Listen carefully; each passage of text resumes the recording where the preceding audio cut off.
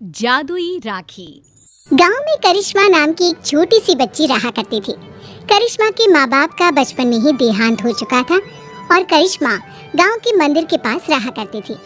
गांव के कुछ लोग उसे 2 वक्त का खाना दे दिया करते थे और मंदिर के पुजारी जी ने उसके मंदिर में रहने और सोने की व्यवस्था कर दी थी।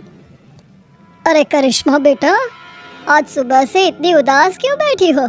क्या बात है बेटा? कोई बात नहीं काका, रक्षाबंधन का त्योहार आ रहा है। सब लोग अपने भाई को राखी बांधेंगे, लेकिन मैं तो दुनिया में बिल्कुल अकेली हूँ। अरे बेटा, चिंता क्यों करती हो? जिसका कोई नहीं होता उसका भगवान होता है। ऊपर वाला है ना, वो तुम्हारी मदद जरूर करेगा। लेकिन भगवान असल में थोड़ी ना होते काका, भला वो मेरी मदद कैसे करेंगे? अरे बिटिया, ऐसे नहीं कहते। भगवान तो सब जगह होते हैं और देखना, वो तुम्हारी मदद भी जरूर करेंगे। पुजारी जी के जाने के बाद करिश्मा उदास होकर मंदिर की सीढ़ियों पर बैठ गई। उसे कुछ भी समझ में नहीं आ रहा था। तभी कुछ देर बाद मंदिर में एक साधु आते हैं।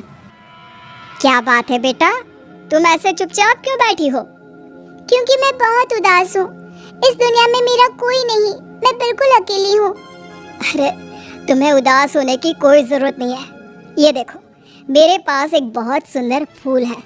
तुम इसमें धागा पिरोकर भगवान के हाथ पर राखी की तरह बांध देना। लेकिन उससे क्या होगा बाबा? उससे कुछ होगा नहीं बेटा, बस तुम्हारा अकेलापन दूर हो जाएगा और तुम्हारे जीवन में खुशियाँ लौट आएंगी। क्या सच में ऐसा हो सकता है? हाँ, रक्षाबंधन वाले दिन सुबह नहा धोकर मंदिर की जो मूर्ति है उस पर फूल की राखी बनाकर बांध देना।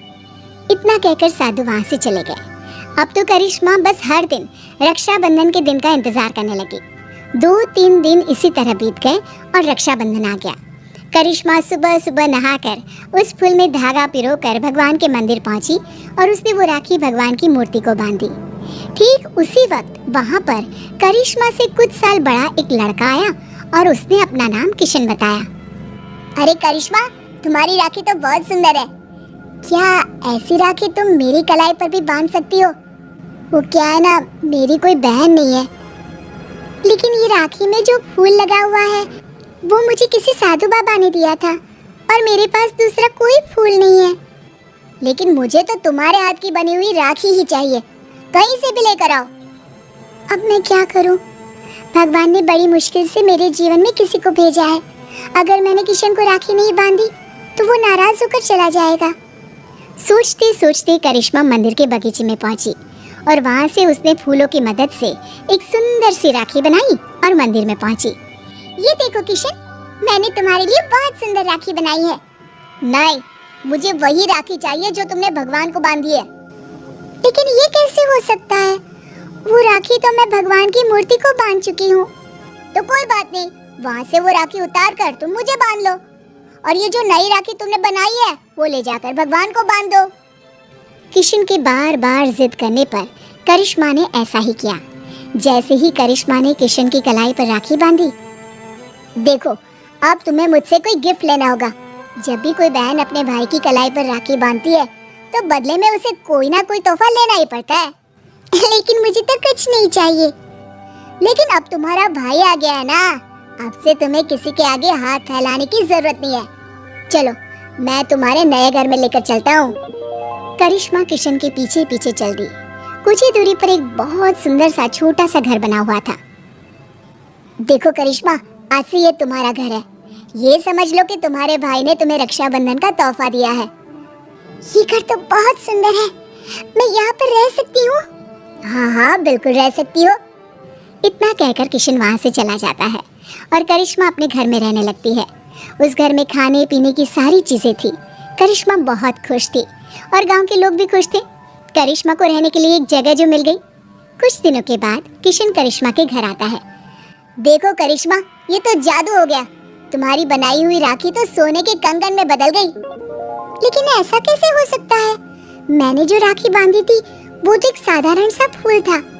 नहीं करिश्मा, वो कोई साधारण फूल नहीं था। अगर ऐसा होता तो वो सोने का कंगन नहीं बन जाता। लगता है ये साधु बाबा का ही जादू है। उन्होंने ही मुझे वो जादुई राखी दी थी। लेकिन मैं सोने के कंगन का क्या करूँगा? तुम इसे अपने पास रख लो, ये मेरे किसी काम का नहीं। किशन वो सोने का कंगन करिश्मा को देकर वापस चला जाता है। करिश्मा सोच में पड़ जाती है कि आखिर वो सोने के कंगन का क्या करे। तभी उसके दिमाग में एक तरकीब सूझती है। करिश्मा सोने की कंगन को बेचकर पैसे ले आती है और उन पैसों से उसने राखी बनाने का सामान खरीद लिया। इस तरह उसने अपनी एक राखी की दुकान खोली।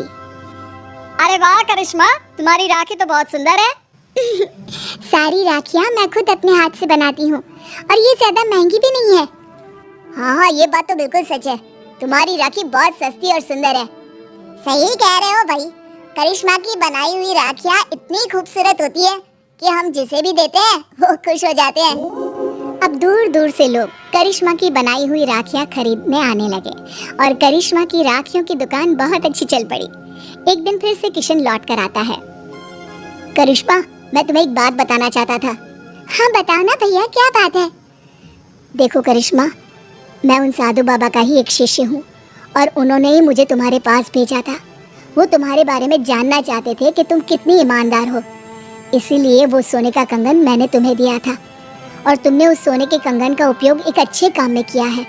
इसलिए साधु बाबा और मैं, हम दोनों ही तुमसे बहुत खुश हैं और हम दोनों का आशीर्वाद तुम्हारे साथ है। अब आने वाले जीवन में तुम्हें किसी भी प्रकार की परेशानी का सामना नहीं करना पड़ेगा। किशन भैया, तुम्हारे जैसा भाई और साधु बाबा जैसे गुरु पाकर मेरा तो जीवन ही सफल हो गया। मेरी मदद करने के लिए बहुत बहुत धन्यवाद। आपकी दी हुई जादुई राखी ने सच में मेरा जीवन बदल दिया।